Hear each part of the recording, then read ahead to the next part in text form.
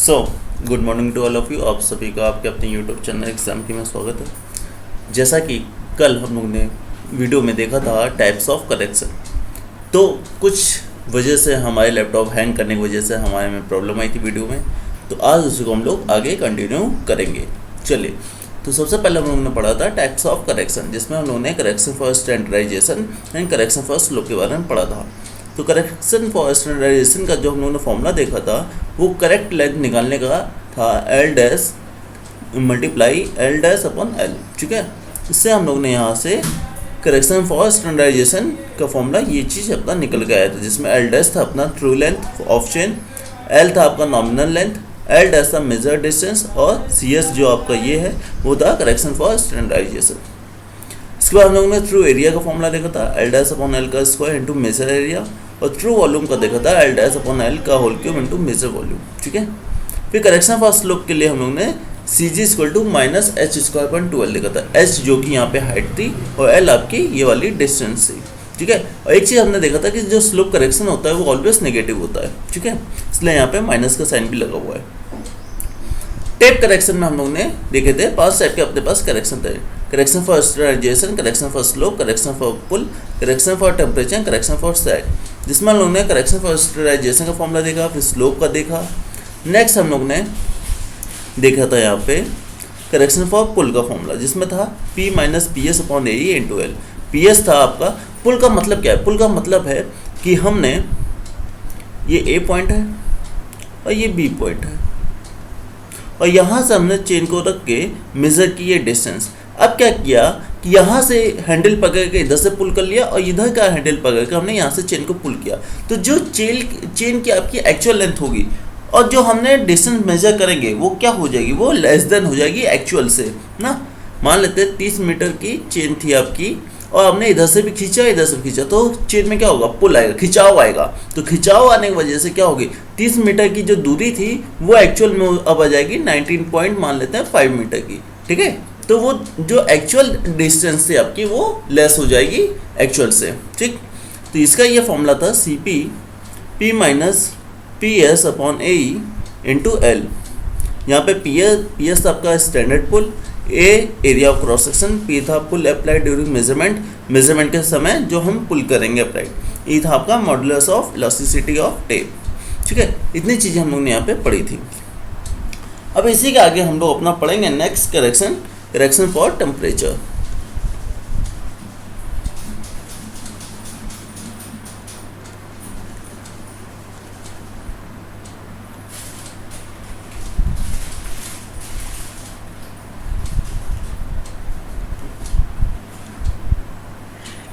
तो correction for temperature में हम जानते हैं कि क्या होगा, जब टेम्परेचर इंक्रीज होगा तो हमारी जो चेन होगी उसकी डिस्टेंस या तो बढ़ जाएगी, या टेम्परेचर कम होने से जो स्टैंडर्ड टेम्परेचर होता है उससे अगर कम हो जाएगा तो स्टैंडर्ड टेम्परेचर हम यहाँ पर 27 डिग्री सेल्सियस लेते हैं। अगर 27 डिग्री सेल्सियस से कम हो जाएगा तो चेन में क्या होगा? कंप्रेस होगी और उसकी एक्चुअल लेंथ से वो चेन कम हो जाएगी उसकी डिस्टेंस। ठीक है, यहाँ पर हम लोग जो फॉर्मूला लगाएंगे वो होगा CT इक्वल टू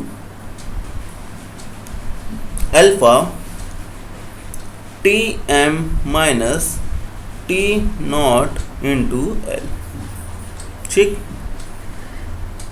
ये अपना इस फॉर्मूले से हम लोग करेक्शन फॉर टेम्परेचर निकालते हैं, जहाँ पे आपका CT होता है correction for temperature.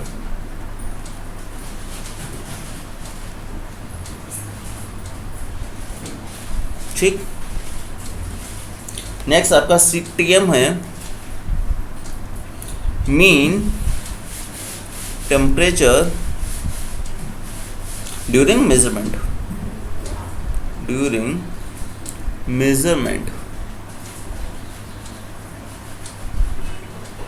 T not है आपका temperature of standardisation.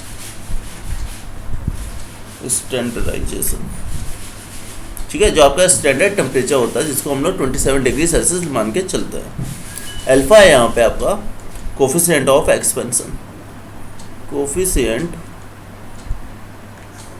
Of thermal expansion.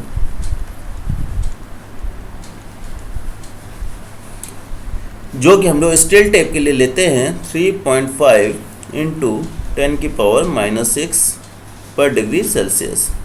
ये किसके लिए है? स्टील टेप के लिए। अगर बात करें हम इनवर्ट टेप की, तो इनवर्ट टेप में हम लोग कोफिशिएंट ऑफ थर्मल एक्सपेंशन लेते हैं 1.22 इंटू 10⁻⁷ पर डिग्री सेल्सियस। ये है आपका इनवर्ट टेप। ठीक, तो यहाँ पे ये चीज़ होती है। अब करेक्शन, हमारा जो करेक्शन फॉर टेम्परेचर होगा यहाँ पे लिख ले नोट में, correction for temperature is positive, Ct is positive if the temperature during measurement, मतलब कि Tm is more than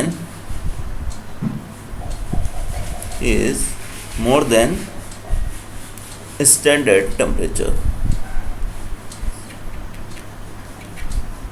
standard temperature, ठीक है, STANDARD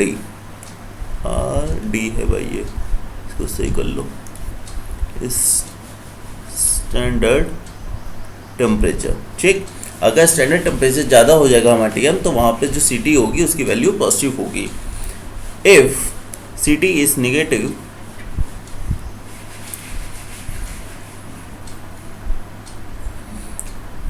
if the temperature during measurement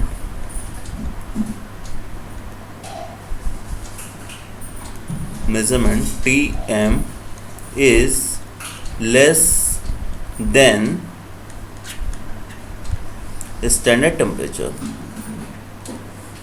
standard temperature, ठीक है, ये चीज़ याद रखना। अब नेक्स्ट आते हैं इसी में correction for sag. So fifth one is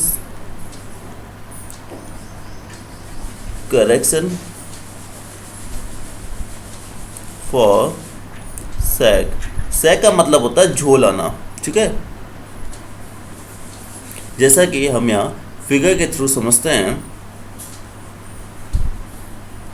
कि ये अपनी फील्ड है, और इस फील्ड पर मान लेते हैं कि 2 पैग हमने लगा दिए, ठीक है।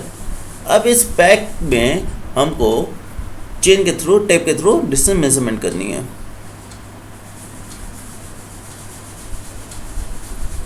ठीक। तो इस तरह हमारा जो टेप है यहाँ पे झोल आ जाएगा, जिसको हम लोग सैग कह रहे हैं, ठीक है।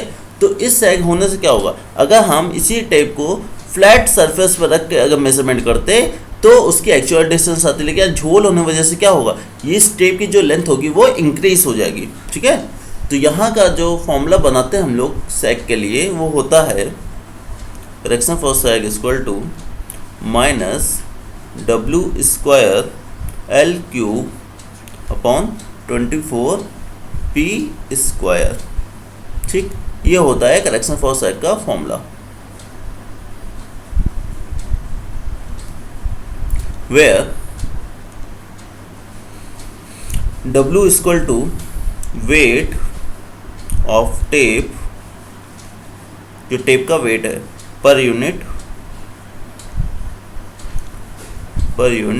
Length in newton per metre, ठीक। L क्या है, लेंथ ऑफ टेप है आपकी, लेंथ ऑफ टेप है। नेक्स्ट P क्या है, अप्लाइड पुल है, अप्लाइड पुल इन न्यूटन, ठीक। अब एक चीज़ याद रखना, जो सैग करेक्शन होता है ये भी ऑलवेज नेगेटिव होता है, ठीक है। That sag correction is correction in this case is negative, ठीक है, ये याद रखना। तो यहाँ पे हम लोग ने अपने सारे करेक्शन फुलफिल कर लिए, कौन कौन से करेक्शन होते हैं और उसके लिए हमें कौन सा फॉर्मूला यूज़ करना होता है। अब नेक्स्ट आते हैं हम लोग इस पर न्यूमेरिकल एक लगाते हैं। ठीक है, अब ये रहा हमारा न्यूमेरिकल हमसे कहता है, एक बार अगर हम न्यूमेरिकल लगा लेंगे तो हमें सारे डाउट क्लियर हो जाएंगे कैसे हम इसको सॉल्व करते हैं। ठीक है, तो न्यूमेरिकल में कह रहा है कि a base line is measured with a steel tape. तो एक बेस लाइन है जिसको मेजर कर रहे हैं स्टील टेप के साथ। इफ इट इज अप्रॉक्सीमेटली है 1000 मीटर लॉन्ग, जो कि अप्रॉक्सीमेटली 1000 मीटर लंबी है। The pull at the standardization equal 15 kg। तो आपका जो पी नॉट है वो कितना है, 15 kg है। The pull applied is 23 kg। तो पी एम की वैल्यू हो जाएगी 23 kg। ठीक है, तो पुल की वैल्यू हो जाएगी आपकी 23 kg। तो नेक्स्ट आते हैं इसमें हम लोग आगे कि क्रॉस सेक्शनल एरिया आपको दे रखा है 0.0645 सेंटीमीटर स्क्वायर। ई की वैल्यू यहाँ पे आपकी 2.1 इंटू 10⁶ kg पर सेंटीमीटर स्क्वायर है। टेम्परेचर जो आपका दे रखा है वो है Tm। ठीक है, टेम्परेचर आपका Tm एंड T नॉट की वैल्यू यहाँ पे आपको कितनी दे रखी है, 35 डिग्री और 15 डिग्री रेस्पेक्टिवली। ठीक है, तो Tm T नॉट की वैल्यू भी यहाँ पे आपको दे रखी है। अब इसी में आगे आता है कि the difference of level between the two ends of the base line. तो बेस लाइन के बीच में आपको डिफरेंस दे रखा है 2.0 मीटर का। तो 2 मीटर का आपको डिफरेंस गिवन है। अल्फा की वैल्यू यहाँ पे आपको दे रखी है, जो कोफिशिएंट ऑफ थर्मल एक्सपेंशन है उसकी वैल्यू भी आपको यहाँ पे दे रखी है। तो फाइंड करना हमको temperature correction, pull correction and slope correction. तो हमें तीनों करेक्शन इन्होंने यहाँ पे पूछे हैं। तो चलिए सबसे पहले हम स्टार्ट करते हैं कि हमें गिवन क्या क्या है। तो L इक्वल टू 1000 मीटर में गिवन है क्वेश्चन में। इसको अगर हम लोग सेंटीमीटर में कन्वर्ट कर लें तो ये हो जाएगा इतने सेंटीमीटर। ठीक, पी नॉट की वैल्यू दे रखी है, एक सेकेंड,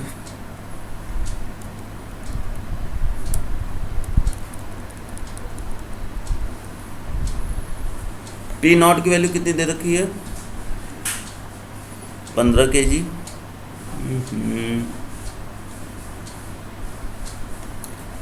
15 kg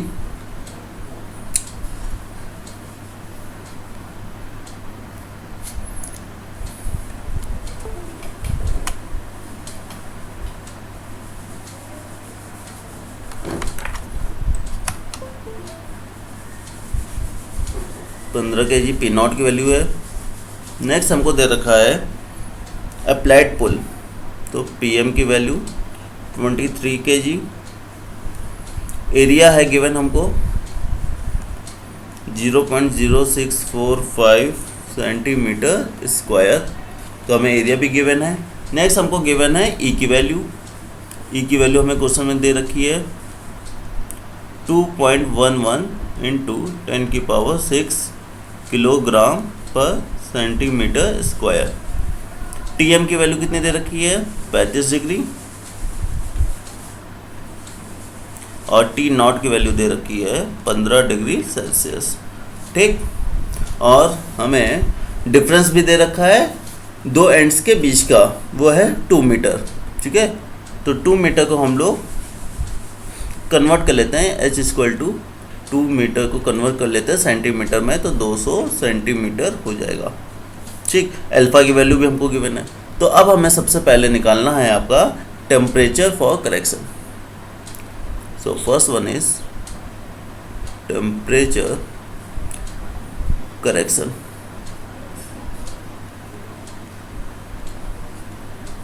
तो टेम्परेचर करेक्शन का फॉर्मूला क्या था, C T equal to alpha T M minus T M minus T not into L. ये अपना फॉर्मूला था।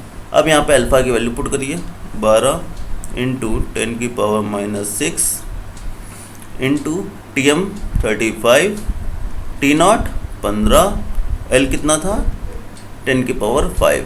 यहाँ पे देखो जो हमने एल निकाला है इसी को क्या लिख सकते हैं 10 की पावर 5 भी तो लिख सकते हैं, 1 2 3 4 5। ठीक, तो यहाँ पे हमने यहाँ रखा वैल्यू। अब इसकी वैल्यू पुट कैलसी में रखिए और सॉल्व कीजिए। सॉल्व करने पे आएगी 24 सेंटीमीटर। ठीक है, कितनी वैल्यू आएगी 24 सेंटीमीटर।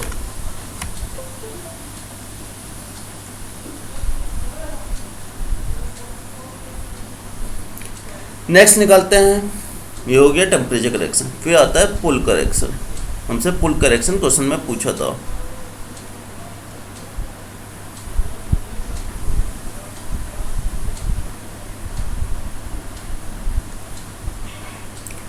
पुल करेक्शन का जो फॉर्मूला होता है वो है CP equal to P minus P0 L upon AE। ठीक, ये फॉर्मूले आपको याद करने पड़ेंगे। जहाँ पे P की वैल्यू थी 23, P की वैल्यू है आपकी 23 माइनस P0 15, L है आपका 10 की पावर 5 अपॉन एरिया कितना था 0.00645, E की वैल्यू 2.11 इंटू 10 की पावर 6। यहाँ से सॉल्व कर लीजिए इसको, ये आएगा 5.88 सेंटीमीटर। ठीक, नेक्स्ट निकालना है हमें, third one is slope correction. Slope correction,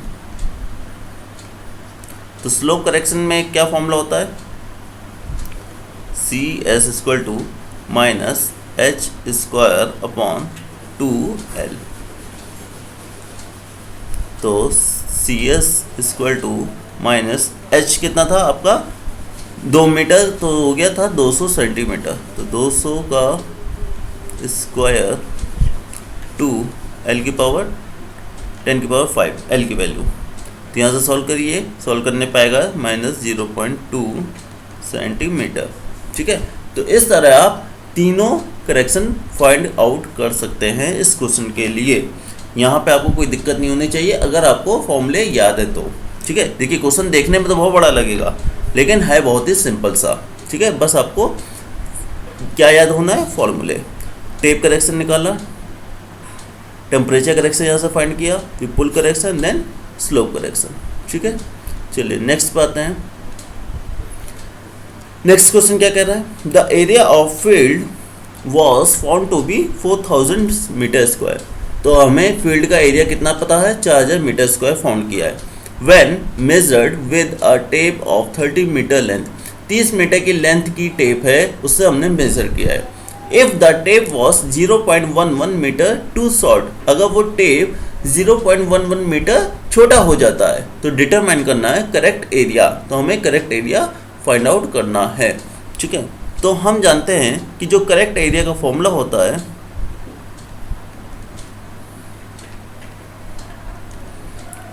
याद है ना, करेक्ट एरिया कैसे निकलता है, L डैश अपॉन L का स्क्वायर इंटू मेजर्ड एरिया। अब यहाँ पे L डैश क्या है, ट्रू लेंथ है। तो ट्रू लेंथ कितनी होगी, 30 मीटर की तो लेंथ होनी चाहिए थी, लेकिन वो कितनी हो गई 0.11 मीटर शॉर्ट हो गई, तो छोटी हो गई। तो 30 मीटर की आपकी लेंथ होनी चाहिए थी लेकिन वो अब 0.11 मीटर छोटी हो गई, तो ये कम हो गई है। तो यहाँ से आप इसको माइनस करोगे तो ये आएगा 29.89।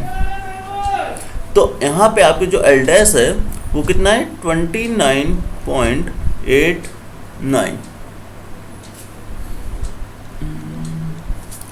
एक सेकेंड, 29.89 आपकी वैल्यू आएगी।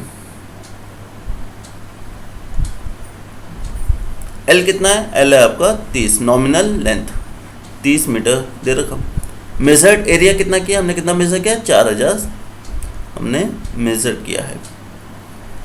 तो यहाँ से इसको सॉल्व करिए, तो सॉल्व करने पे आएगा 3970.72 मीटर स्क्वायर। तो करेक्ट एरिया अपना इतना आ जाएगा। ठीक है, तो ये अपना आंसर हो जाएगा correct area.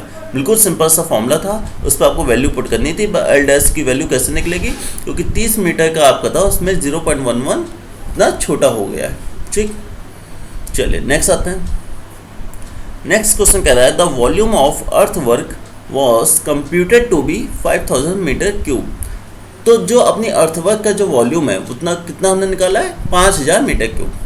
When measured with a tape of 30 metre nominal length, तो टेप की नॉमिनल लेंथ है 30 metre. If the tape was 0.10 metre long, अगर वो टेप आपका 0.10 मीटर लंबा हो गया है, ठीक है, ज़्यादा हो गया, तो डिटरमाइन द करेक्ट वॉल्यूम। तो यहाँ पे एक वॉल्यूम हमको करेक्ट वॉल्यूम फाइंड आउट करना है। तो करेक्ट वॉल्यूम का फॉर्मूला था L डैश अपॉन L का whole cube into measured area, measured volume, क्योंकि वॉल्यूम निकालना है।